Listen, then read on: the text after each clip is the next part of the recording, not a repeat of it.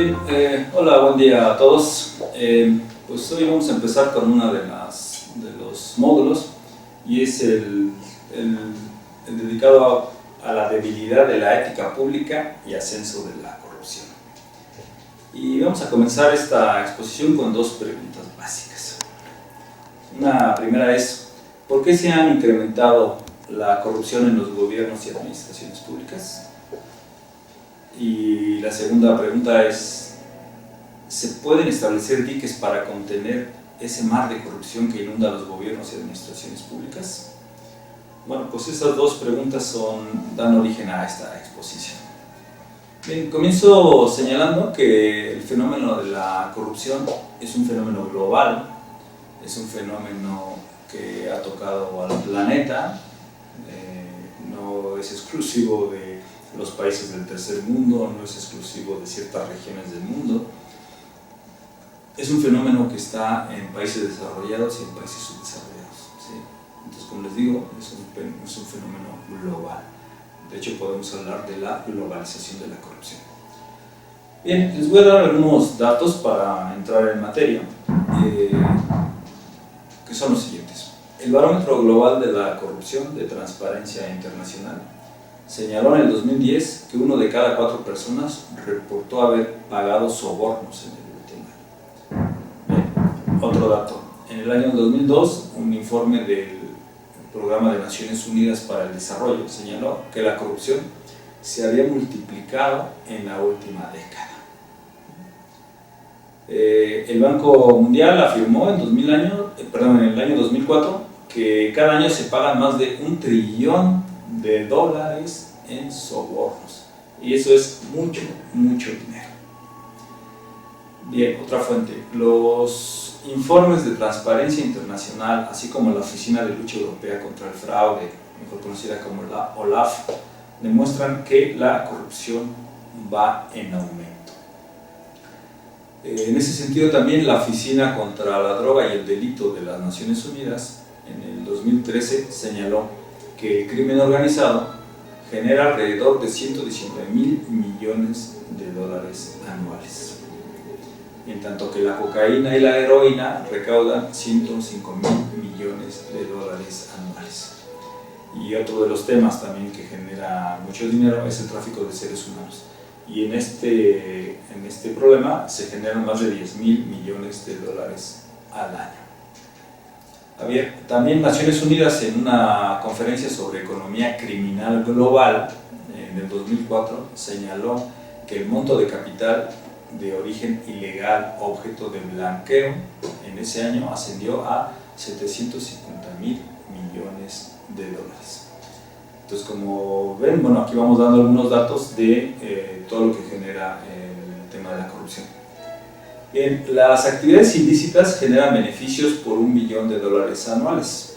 ¿Y cuáles son esas actividades ilícitas? Bueno, pues la venta de armas, pedofilia, trata de blancas, tráfico de órganos humanos, contrabando del tabaco, falsificación ilegal, juego ilegal, entre otros.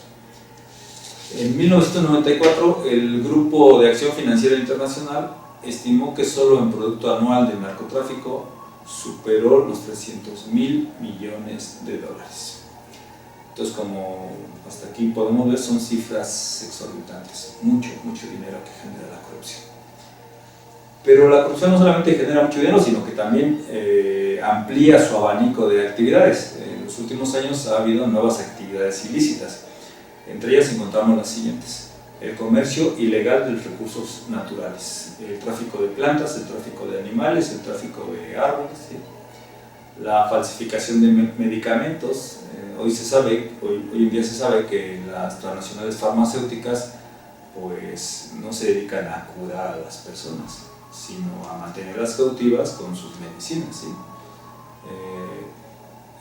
En algunos países, dado que hay una colusión perversa con los políticos, se establecen enfermedades, se crea el pánico para que luego venga el héroe, las farmacéuticas, vendan la medicina y obviamente viene un boom de ventas. Entonces, bueno, pues estas cosas que desde mi punto de vista son perversas, bueno, pues existen en ciertos gobiernos. El tema de la cibercriminalidad es otro tema contemporáneo. el tráfico de personas, tan solo de mujeres y niños en Europa con fines de explotación sexual, pues es enorme, ¿no?, este problema. Y otro problema, esto es un poco para el caso de América Latina, y en particular el caso de México, es el contrabando de inmigrantes latinoamericanos a Estados Unidos. En el caso de México, al ser un país que está pegado a los Estados Unidos y que tiene 300 kilómetros de frontera, bueno, de todos los países latinoamericanos que quieren ir a Estados Unidos, pues tienen que pasar por México, y bueno, ahí en la frontera pues ha habido ya un problema muy fuerte, porque se sabe que narcotraficantes reclutan jóvenes o a las chicas para prostitución, o incluso para darles muerte y vender sus órganos y traficar con ellos. Entonces es un problema muy fuerte el que genera la inmigración latinoamericana. En el caso de la cibercriminalidad, bueno, pues ahí este es un problema que está en todo el mundo, pero bueno, así que los que van a la cabeza en cibercriminalidad son Rusia, China y México también. Son delitos informáticos, correos fraudulentos, captura de contraseñas personales, números de tarjeta de crédito o información de cuenta bancaria. Norton Symantec, especialista en datos informáticos, señala o afirma que en el año 2013, tan solo en el caso de México, por delito informático, hubo una ganancia de 3.000 millones de dólares. Entonces, como podrán ver, pues, la corrupción genera mucho dinero. Por eso es atractiva, y la gente que le gusta el dinero, pues se mete en estos temas y quiere más y más y más dinero, ¿no? Sobre todo aquellas personas que quieren obtener dinero de manera fácil. Bien, hay ciertos mitos de la corrupción, y estos mitos son mitos falsos de la corrupción, y uno de esos mitos falsos, vamos aquí a hablar de algunos cuantos. Uno de ellos es la creencia de que es un mal exclusivo de los gobiernos. Es decir, por ejemplo, la iniciativa privada se ha empeñado en hacer creer que ellos son eficientes y que ahí no hay corrupción, en tanto que todo cargan la culpa o la responsabilidad al sector público, a los gobernantes, a los políticos, a los funcionarios. Y esto no es tan así. De los tres grandes sectores que tiene un Estado, el sector público y el sector público, el sector privado y el sector social, bueno, pues hay una gran complicidad entre el sector público y el sector privado, ¿sí? Entonces la corrupción no solamente es del sector público, también hay un problema muy grave de corrupción en el sector privado. El segundo mito es la creencia de que es un problema de los países pobres. Antes se creía que, bueno, pues pobres países del tercer mundo, pobres estas repúblicas bananeras que no han logrado desarrollar sus instituciones políticas ni administrativas, pues tienen ese problema de la corrupción. Pues hoy se sabe que no es un problema exclusivo de los países pobres, sino que los países ricos tienen este problema también. De hecho, hay una ONG en los Estados Unidos que, según sus fuentes, según sus resultados, ellos sostienen y afirman que los países más corruptos del mundo no son los países del tercer mundo, no es Haití, no son países africanos, son del Medio Oriente, ¿no? Los países más corruptos del mundo para esta ONG son los Estados Unidos, el Reino Unido, prima hermana, ¿sí?, y Suiza, a donde llegan los paraísos, donde están los paraísos fiscales, y donde llega dinero de todo el mundo, donde se lava dinero, donde llega dinero del narcotráfico, del crimen organizado, etcétera, etcétera. Bien, entonces no es en los países pobres. La corrupción que hay en los países pobres no se compara a la de los países ricos, a la que puede haber en los países ricos. En fin, entonces, pero bueno, de lo que se trata aquí es de señalar que la corrupción está también en los países desarrollados. Bien, un mito falso de la corrupción es la creencia de que aumentando el sueldo de los servidores públicos la corrupción acabaría. Hay algunos especialistas en corrupción que sostienen que los servidores públicos, o que hay corrupción en los servidores públicos o en el gobierno porque ganan poco. Pobrecitos, ganan poco. Y no es tan así. En algunos países los servidores públicos no solo ganan bien o lo suficiente, sino que ganan mucho, demasiado incluso. La relación entre el que más gana y el que menos gana, o un salario mínimo o básico frente a lo que gana un gobernante, no es de 5, 6, 7 a 1 como en los países escandinavos, sino es de 10.000, 15.000 a 1, la proporción es exorbitante. Entonces, y ha pasado, o se sabe, en algunos países donde los funcionarios no solamente ganan bien, que eso no limita a que sean corruptos, al contrario, esos tipos que tienen esos sueldazos, que además tienen entradas por otro lado, hagan prácticas corruptas. Entonces no es aumentando el sueldo de los servidores públicos como se puede acabar la corrupción. Entonces es otro mito. Bien, otro mito falso es que a mayor grado de estudios, menor corrupción. Paradójicamente hoy tenemos profesionales en la administración pública con grados máximos, maestrías, doctorados, y son unos corruptazos. En tanto que, en sentido contrario, también tenemos gente humilde, gente sencilla, gente con estudios básicos y que estos pues a lo mejor no se corrompen, no son corruptos. Entonces no necesariamente el nivel de estudios garantiza que se acabe la corrupción. Hay países del tercer mundo donde todavía opera el sistema de tradiciones, de usos y costumbres, o sistemas de cargos, o sistemas de varas, como se le llama también, en donde paradójicamente estos individuos a lo mejor no tienen grados de maestría ni doctorado ni han estudiado en el extranjero, pero son individuos que tienen un sentido de pertenencia, que tienen un sentido de responsabilidad, que se preocupan por su comunidad y que no se corrompen. Bien, otro mito que también está ahí en el ambiente de la corrupción es que a menor presencia del Estado en la economía, la corrupción es minoría. Y esto, bueno, pues ya dicho de manera clara y contundente, pues son las políticas neoliberales. Se nos dice que, bueno, pues si no queremos corrupción, privatiza tus instituciones, privatiza tus empresas públicas, privatiza tus servicios y deja que la iniciativa privada participe y que ellos van a hacer todo con eficiencia, responsabilidad, etc. Y bueno, pues esto obviamente no hay que ser demasiado inteligente para darse cuenta que esto es una estrategia de ascenso del capital privado en el ámbito de lo público. Bien, otro mito falso es que con más leyes y sanciones se erradicaría este fenómeno. Y bueno, pues esto no es así. No basta una ley para decir que se evite la corrupción. Las leyes no son mágicas, no es por decreto de que prohíbas la corrupción y ya no hay corrupción, como se acabaría este fenómeno. Y tampoco es el hecho de que hay que sancionar más y más y más si no estamos yendo a la raíz del problema. Entonces podemos sancionar uno y surgen dos nuevos elementos o más, ¿sí?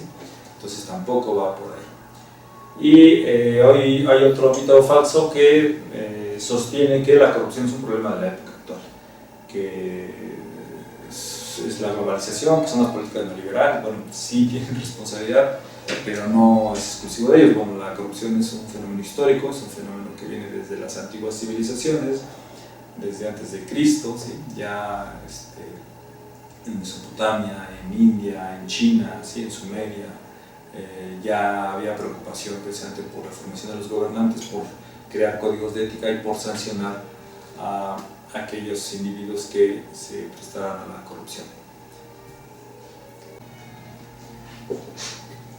Es importante que si vamos a hablar de la corrupción, pues sepamos de qué estamos hablando, ¿no? ¿A qué nos referimos cuando hablamos de la corrupción?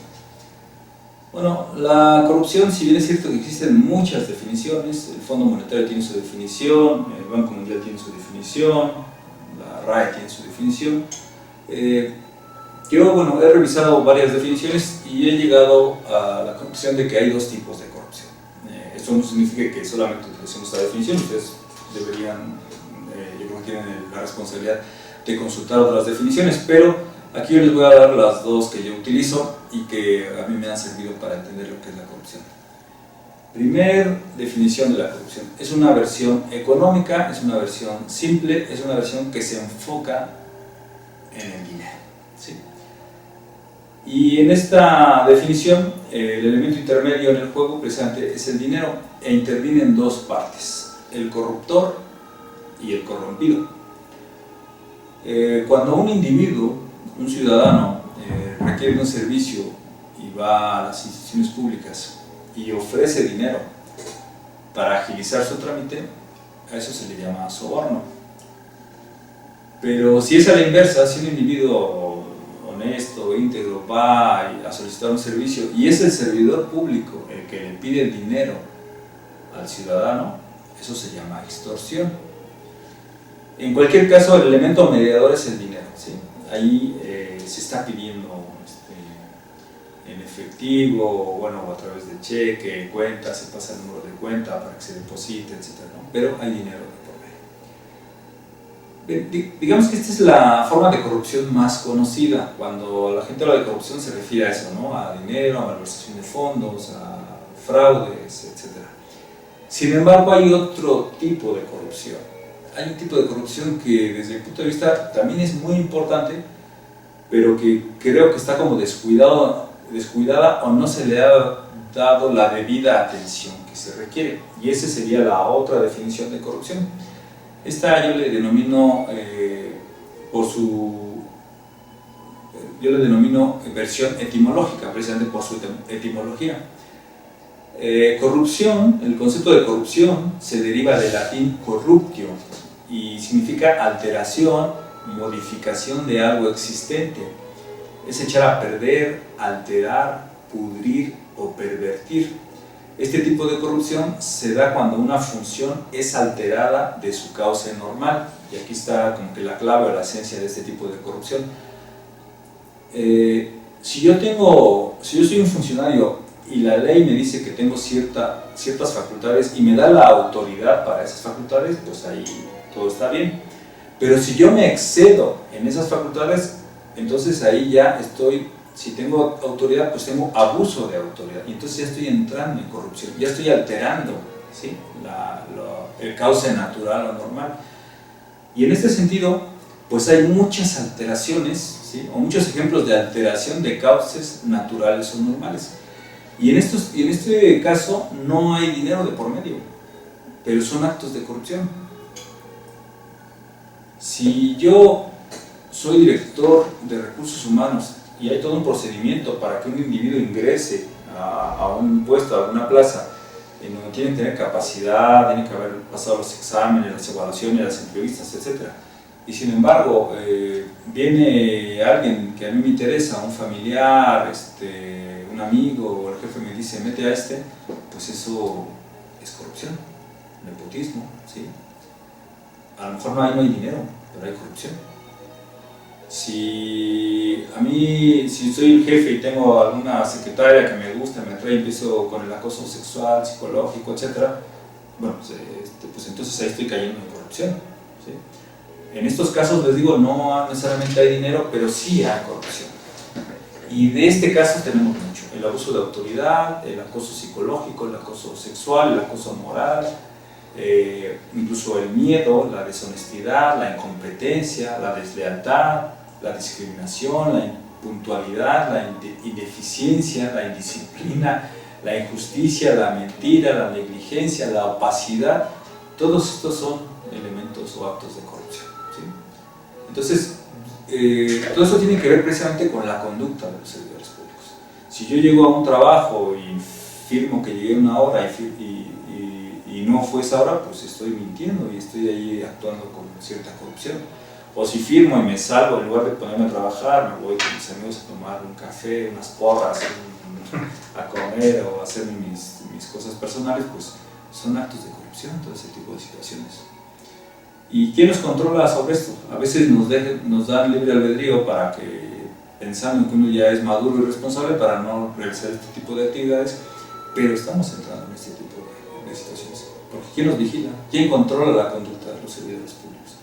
Entonces es interesante poner atención en este tipo de cosas. Bien, la corrupción, para intentar controlarla o atacarla, existen diferentes elementos. Voy a señalar unos cuantos de ellos, más o menos se iba agrupando por bloques cuáles serían estos elementos para intentar controlar la corrupción. Por un lado, hay organismos de vigilancia, control y supervisión del presupuesto. Existen los tribunales de cuentas, existen las contralorías, existen los órganos de auditoría. Por otro lado, existen aquellos organismos de lucha y castigo. En este caso, los ejemplos serían la Oficina Anticorrupción, están las oficinas antifraude. No todos los países cuentan con estos organismos, hay que señalarlo. Por otro lado están los organismos para la información y rendición de cuentas, ¿sí? Están aquellos organismos de transparencia, están organismos de acceso a la información. Por otro lado están los instrumentos jurídicos, las leyes, los reglamentos. Hay países que cuentan con su ley anticorrupción, pero bueno, también hay países que carecen de estas leyes anticorrupción. Están los controles administrativos, los informes de presupuesto, de gasto, las auditorías, la rendición de cuentas. Hay otro bloque que se llama vigilancia directa, y este tiene que ver con poner cámaras, con poner monitores e intentar vigilar que los servidores públicos no se roben nada, ¿sí? Sobre todo en ciertas áreas donde se sabe que hay nichos de corrupción. Incluso en algunas instituciones, cuando uno ingresa o sale de la institución, le revisan el carro, la cajuela, le checan que no se lleve nada, ¿no? Por otro lado están los medios de comunicación y observatorios ciudadanos, precisamente para dar a conocer casos de corrupción, ¿sí? Ya sea por reportajes o por investigaciones periodísticas. Y en el caso de los observatorios ciudadanos se refiere a que la ciudadanía o un grupo de individuos intenten denunciar a través de los medios casos de corrupción.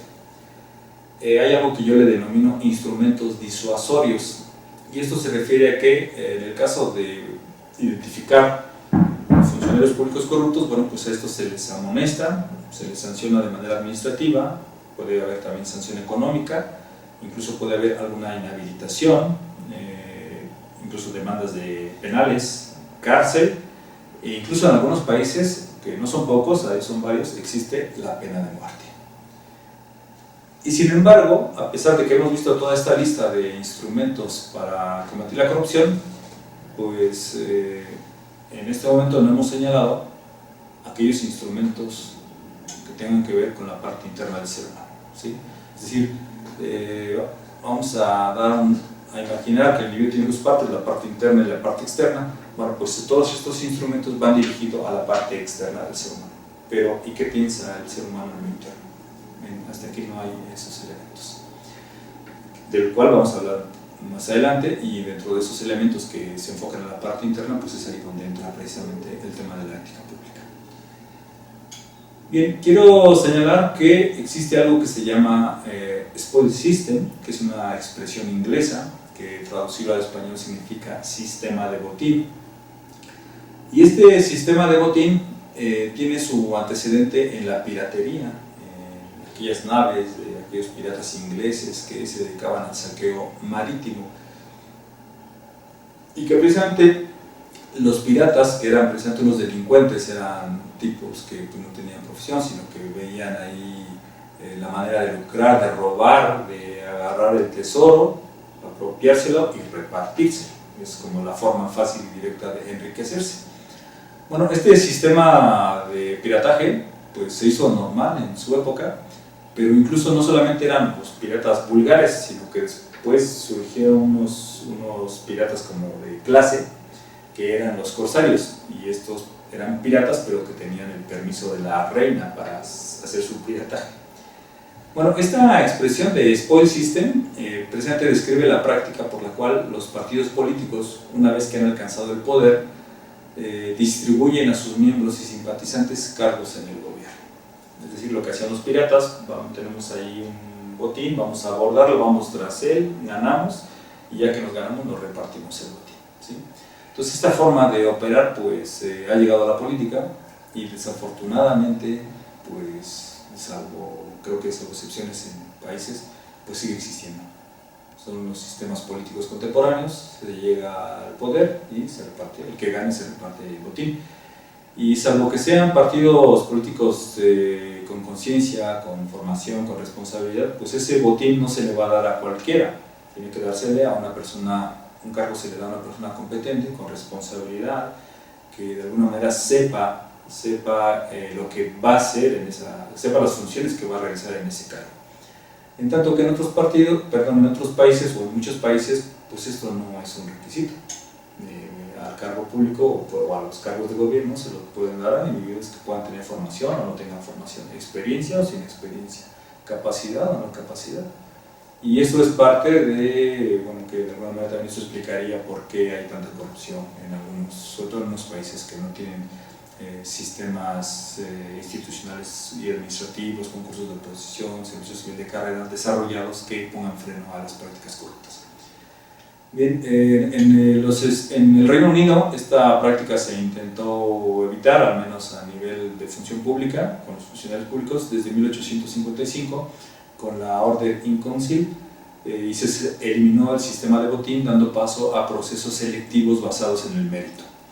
Más tarde, unos años más tarde, en los Estados Unidos, hubo lo que se conoce como el Acta Pendleton, a través del cual precisamente también se eliminó el sistema de botín y se creó un sistema basado en criterios de igualdad y de mérito para acceder a los cargos públicos.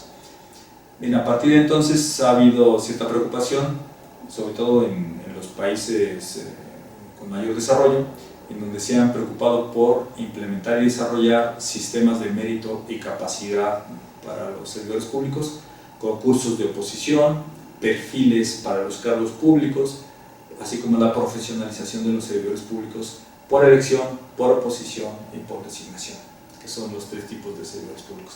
En el caso de los servidores públicos por elección, a eso se refiere precisamente a los que participan en procesos electorales, ¿sí? Que van desde alcaldes, gobernadores, senadores, diputados, hasta presidentes. En el caso de servidores públicos por oposición, son precisamente aquellos que participan en un concurso para ganar o obtener su plaza. Y en el caso de los servidores públicos por designación, pues son aquellos que vienen en un equipo y el jefe, el líder, pues es el que le sigue dictando o designando qué cargo va a tener. Es decir, pues aquí en cierto sentido es la continuación del spoil system.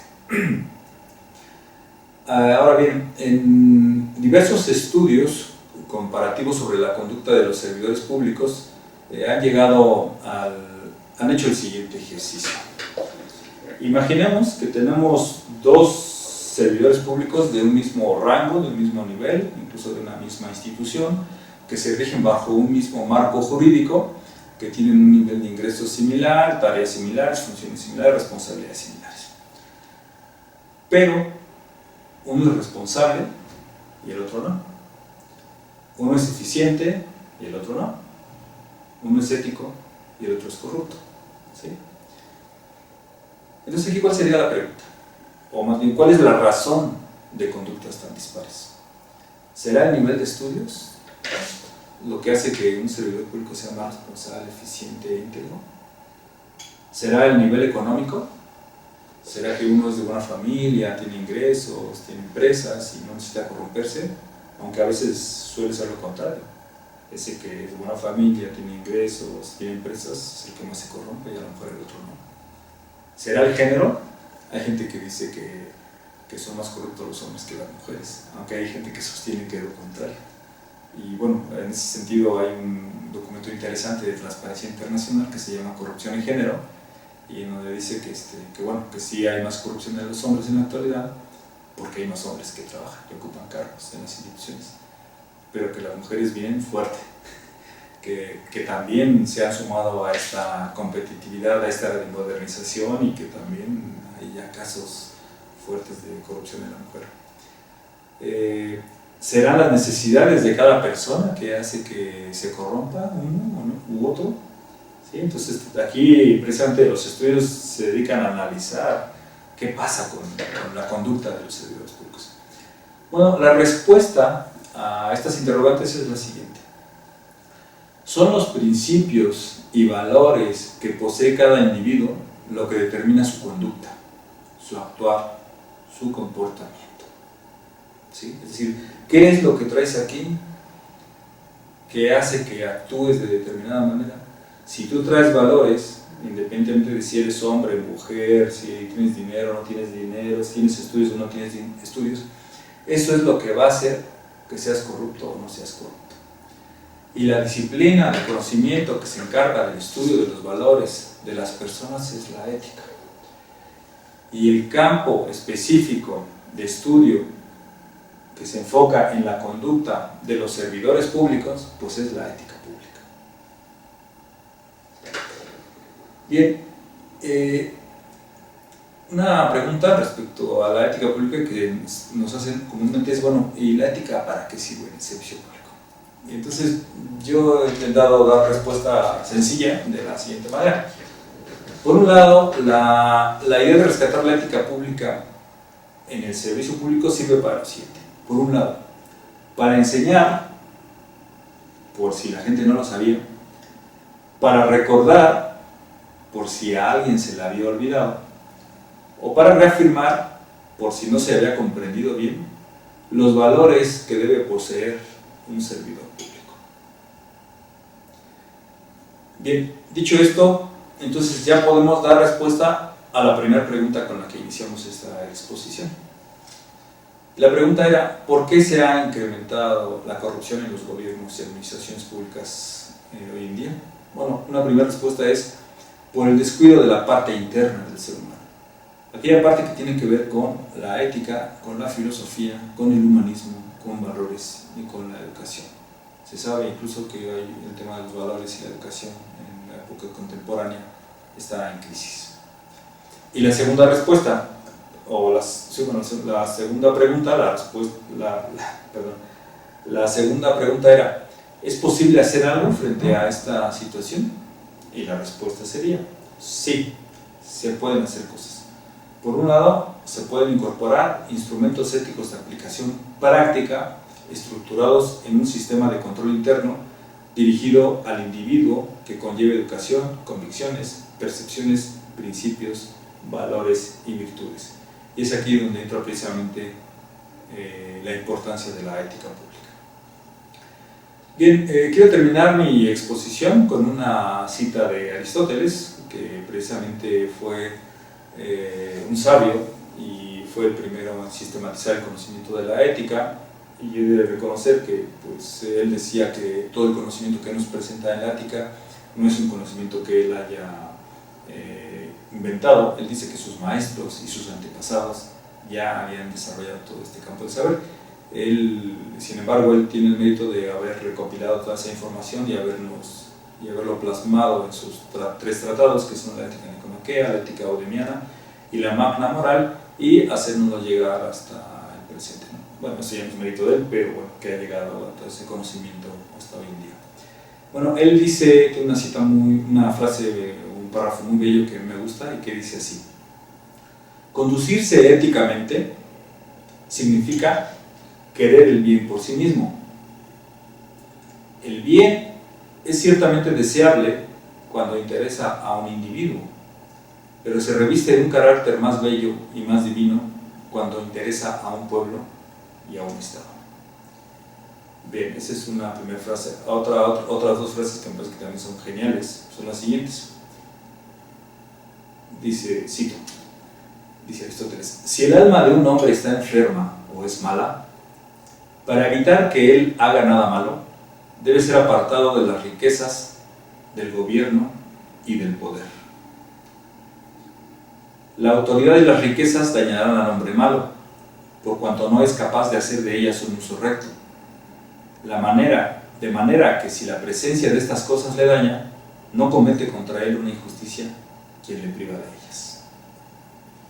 Bien, pues esta sería una primera exposición de este primer módulo y bueno, pues muchas gracias por su atención.